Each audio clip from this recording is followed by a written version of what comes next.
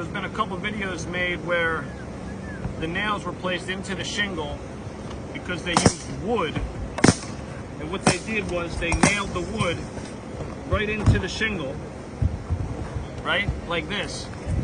They would lift the tab up, nail the wood underneath, and then all day long while they're roofing, the shingle stuck like this. Then what happens at the end of the day, you take this down, and this shingle tab's cracked, and there's a hole underneath, and that leaks. So there's a couple different ways to do it. One is with a pan jack. The other is with a 2x4. Now, for some reason, it seems to be 2x4 is the most common way to do it, all right?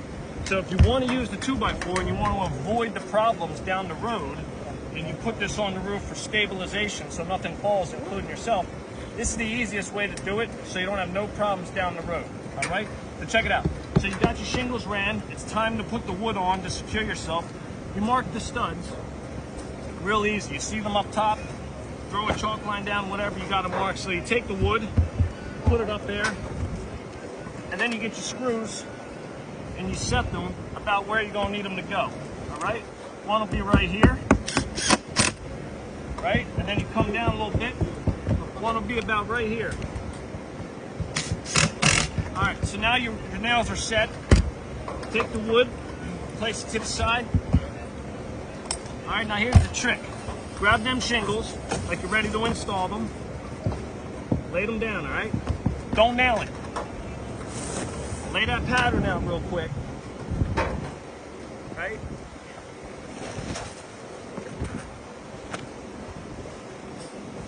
Now you notice over here, we're only gonna do two. Right here's a nail, right here's a nail. So we nail that shingle. Continue going with the shingles. Here's the trick right here. Toss that shingle up there, where'd the gun go? And then you're gonna nail high. Right? There we go. Grab the next one. Pop it in there, nail high. Last one.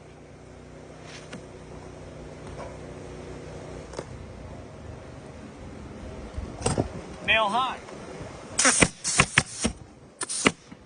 Alright, so look, now you got your shingles laid out where they're supposed to be, and here you go. Take this shingle, it's out. Take this shingle, he's out. Now you grab that wood, put it right back where you wanted it to go.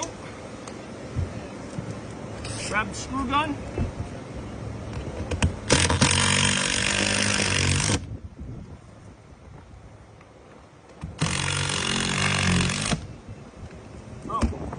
Now you're shingling, right?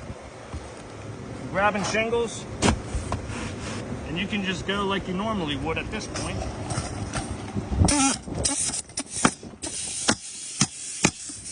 With a gun that works. And you just keep going the whole way, all right? Real simple. So now it's breakdown time. It's the end of the day. You've done your whole entire roof. Now you gotta break it down. Come back to this area, pop these screws out.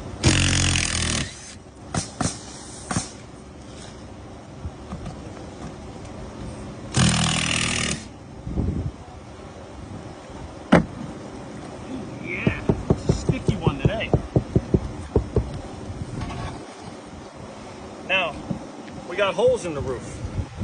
A bunch of different ways you can handle this one. I think the easiest way to do it is what we're going to do right now. We're going to grab a piece of ice shield, right? We're going to lay it down right over top of that hole.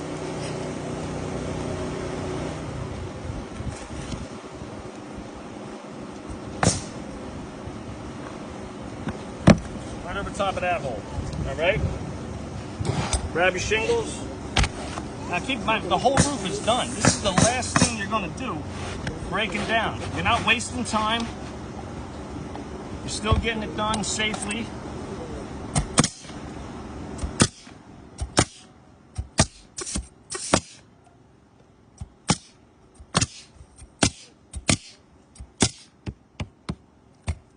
See what I'm talking about?